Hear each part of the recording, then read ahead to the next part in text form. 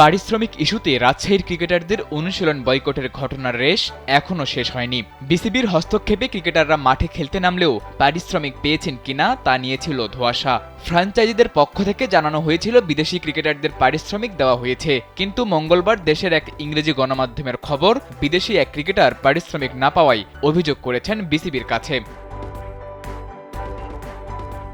বিপিএলে প্রতিবারের মতো এবারও আছে পারিশ্রমিক বিতর্ক, কিন্তু সেই বিতর্কে প্রতিনিয়ত নতুন রং দিচ্ছে দুর্বার রাজশাহী।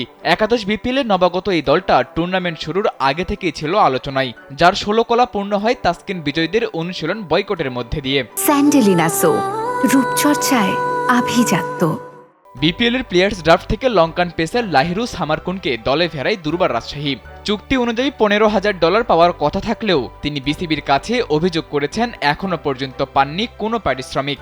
শুধু তিনিই নন, আরও বেশ কয়েকজন বিদেশি ক্রিকেটার আছেন যাদেরকে নিয়ম অনুযায়ী পরিশোধ করা হয়নি একটি টাকাও।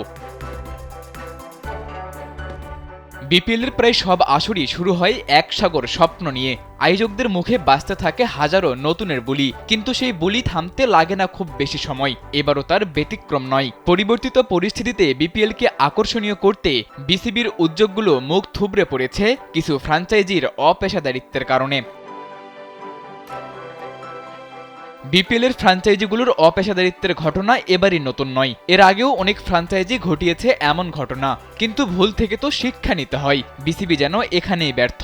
বিতর্কিত সব ব্যক্তিদের কাছে ফ্র্যাঞ্চাইজির দায়িত্ব দেওয়ায় শুধু বিপিএল নয়, বিশ্ব দরবারে দেশের ক্রিকেটেরও মান ক্ষুণ্ণ হচ্ছে, যার দায় এড়ানোর কোনো সুযোগ নেই বিসিবির কাছে।